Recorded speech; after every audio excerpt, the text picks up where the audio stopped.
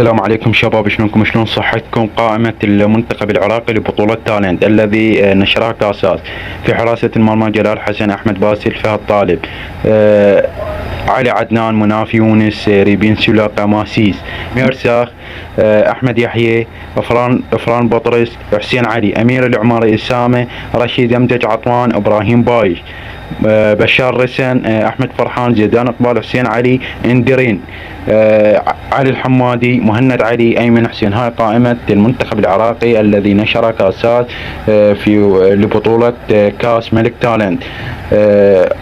بعد نشر هذه البطولة صرح كاساس وقال: من المستحيل إرضاء الجميع باختياراتنا للقوائم وإعطاء الأولوية للأولمبي قبل اختيار لاعبينا.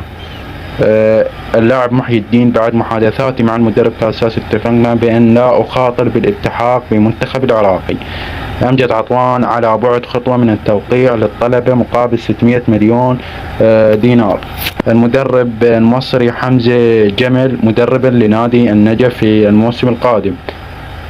مباريات منتخبنا العراقي للأولمبي في لتصفيات كأس آسيا. المباريات الودية: العراق يلعب مع السودان اثنين، وبعد يرجع ويلعب مع السودان أيضا الجمعة من شهر التاسع آب، ويرجع ويلعب مع اليمن يوم 28 هم الاثنين آب، ويرجع يلعب مع عمان الخميس 31 آب من شهر التاسع في ملعب البصرة.